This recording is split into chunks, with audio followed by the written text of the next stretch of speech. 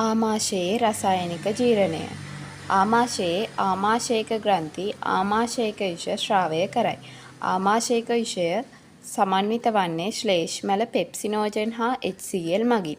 ශ්ලේෂ්මල සෛලවලින් ශ්ලේෂ්මලත් ප්‍රධාන සෛලවලින් පෙප්සිනෝජන් හෙවත් පෙප්සීන් වල ක්‍රියාකාරයත් පාර්ශ්වික සෛල මගින් H+ අයන හා Cl- අයනත් වෙන වෙනම ආමාශික කුහරයට ස්‍රාවය කරනවා. එහිදී HCl සෑදෙනවා. ඊට පස්සේ ප්‍රථමයෙන්ම පෙප්සිනෝජන් HCl මගින් පෙප්සීන් බවට පත්වෙනවා. සක්‍රිය වූ පෙප්සීන් ඉතිරි පෙප්සිනෝජන් අණු සක්‍රිය කිරීමට උදව් වේ. සක්‍රිය වූ පෙප්සීන් ආමාශය තුළ ප්‍රෝටීනවල රසායනික ජීර්ණය ආරම්භ කරනවා.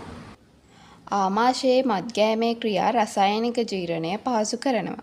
මත්ගෑම කියන්නේ පේශි සංකෝචන හා ඉහිල්වීමේ ශ්‍රේණියක්.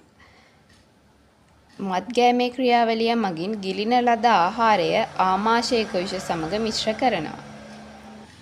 පෙප්සීන් මගින් ප්‍රෝටීන කුඩා පොලිපෙප්ටයිඩ බවට ජල විච්ඡේදනය කරනවා. ආමලසය සෑදෙන්නේ ආමාශයේදී ආහාර ආමාශයක විෂ සමග මිශ්‍ර වීමෙන්.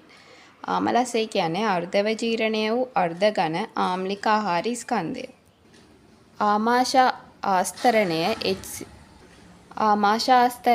HCl හා පෙප්සීන් මගින් ජීර්ණය වීමෙන් ආරක්ෂා වෙන්න එන්සයිම ආමාශ කුහරයට අක්‍රීය එන්සයිම ලෙස ස්‍රාවය කිරීම, ආමාශ ග්‍රන්ථි ශ්ලේෂ්මල ස්‍රාවය කිරීම මගින් ආමාශ ආස්තරණයේ ස්වයං ජීර්ණය වැළැක්වීම, දින 3කට වරක් සෛල විභාජනය මගින් නවාපිච්ඡද සෛල ස්තරයක් එකතු කිරීම මගින් ආමාශාස්තරණයේ ඇති විනාශ වූ හානි වූ සෛල ප්‍රතිස්ථාපනය